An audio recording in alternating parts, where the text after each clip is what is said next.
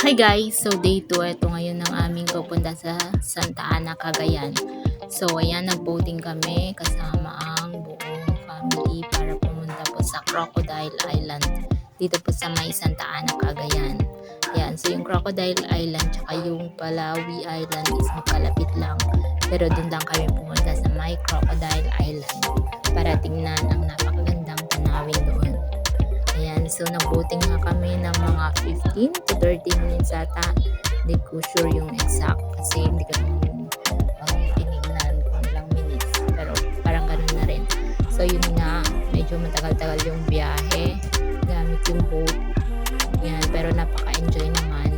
Ayan, so first time ko rin sumakay ng boat. Kaya talagang nag-enjoy ako at medyo natakot din. Kasama ko nga pala dito yung aking bulinggit.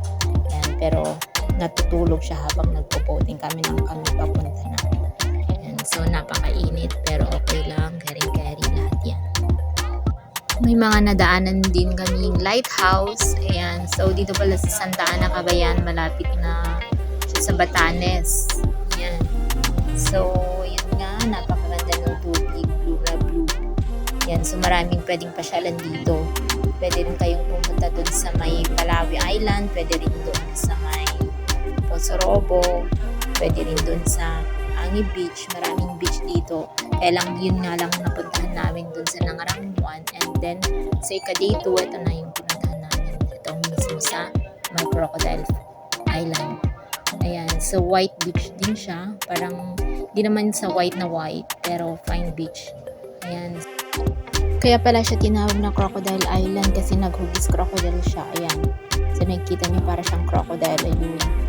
Ayan. So medyo mahirap nga lang zoom kasi hawak yung cellphone baka mahulog. So hindi na ako nag-video dito kasi busy na ako. Karagayin yung anak ko. Yun yung pupuntahan namin. Never mind yung init, yung pagod, yung gastos. Pero yung experience, napaka worth it. Talagang mag-e-enjoy kayo.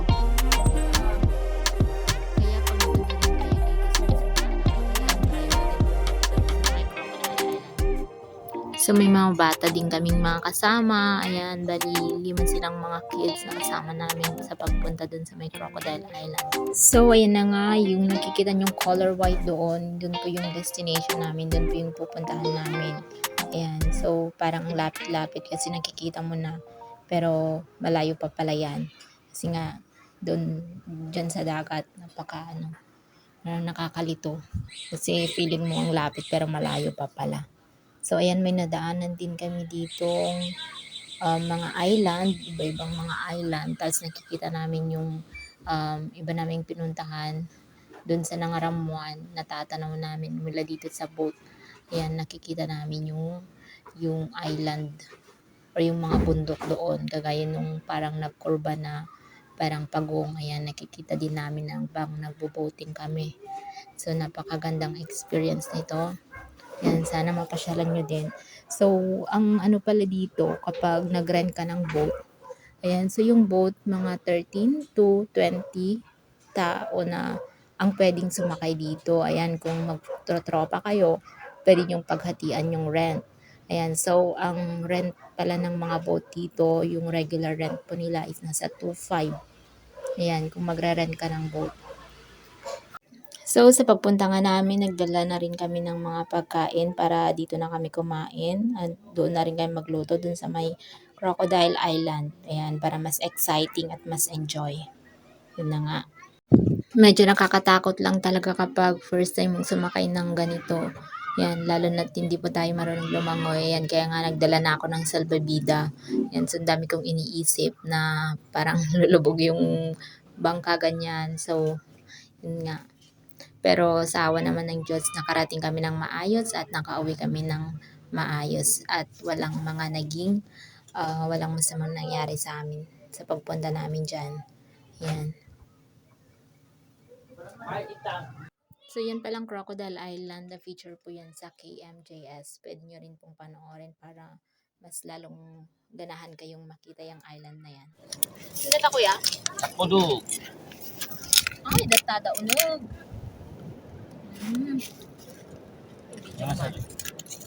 Oo, masisiga. Oo. Ba? Ay! Ay, nagkuti? May katibok na ay para tapo. So, ayun na nga, nakarating na nga kami. Dito na kami sa may Crocodile Island. So, parang low tide. Ayan. So, walang masyadong tubig sa may gilid niya. Ayan. So, yan po yung Crocodile Island. Nagloto natin kami dyan. Ayan. So, pag malayo ka, parang kugis Wow, crocodile we're siya. here in So, dahil nga yung anak ko gusto ko sanang pumunta sa taas. Crocodile Kaya lang, Island.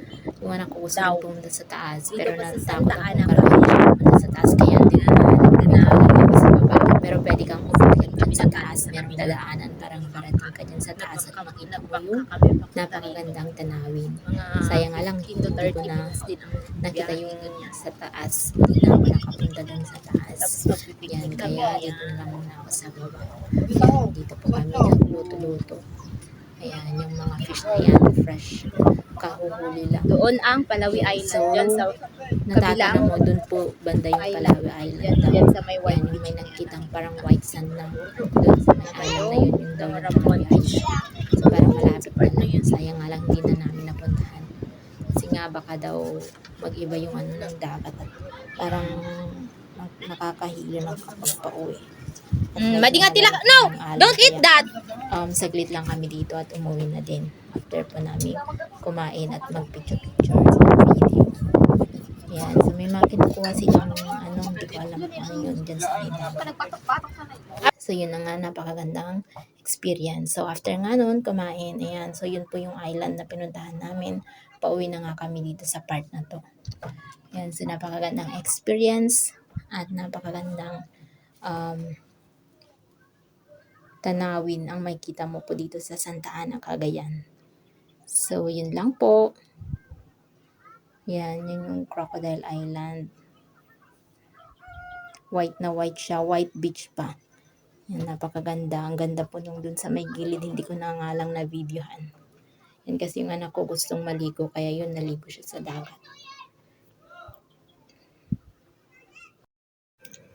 So, yun lang po for today's video. Thank you po for watching. Bye!